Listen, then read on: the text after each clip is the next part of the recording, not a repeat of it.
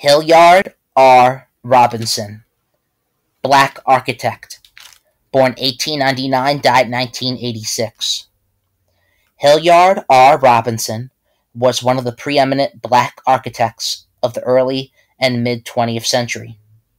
Best known for his public housing designs in Virginia, Maryland, and D.C., Robinson created a number of projects with historical significance, including the Army Air Force Base in Tuskegee, Alabama. He taught architecture at Howard University for 13 years in the 1920s and 1930s. Hilyard R. Robinson was born in 1899. He attended the University of Pennsylvania and later the Columbia University School of Architecture in New York City, where in 1924 he earned his Bachelor's of Arts degree. Following completion of his studies at Columbia, Robinson studied urban planning at the University of Berlin in Germany. It was an era of great flowering in German art. The destruction of World War II had begun to heal, and Hitler's ascension to power still lay in the future. This period saw the rise of such pivotal figures as the architect Walter Gropius and filmmaker Fritz Lang, and many others. His experience in Berlin no doubt had a great influence on Robinson's career. In 1926, Robinson designed the Henry Hudson Hotel in Troy, New York.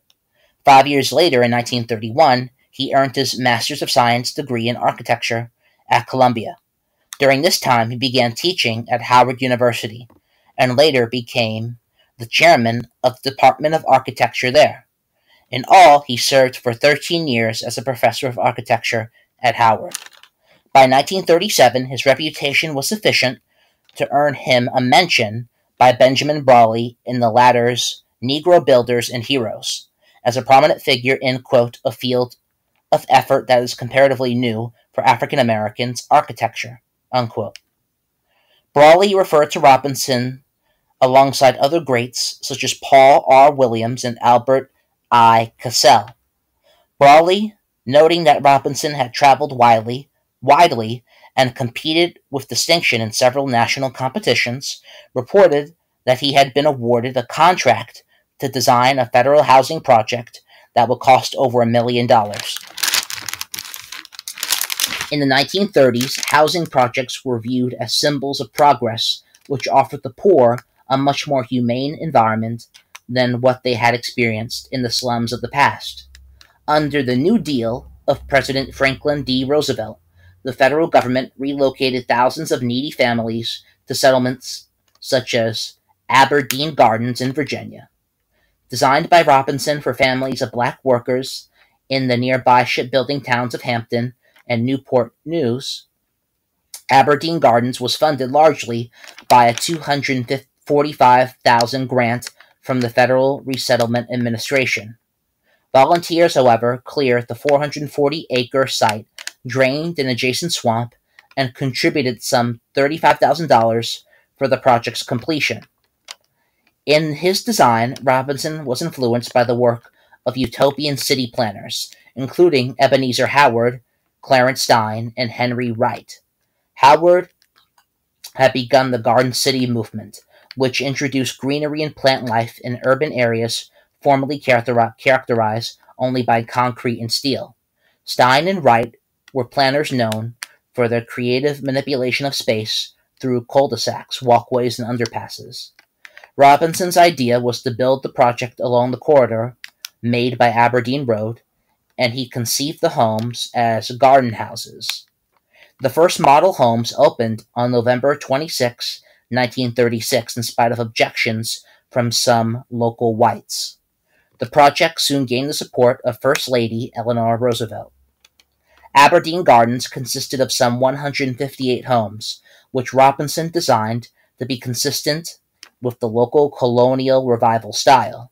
Made of red brick, the houses were typically 2 stories, with a foyer, living room, dining room, kitchen, bathroom, and closet on the second floor, and 2 bedrooms and 2 closets on the second.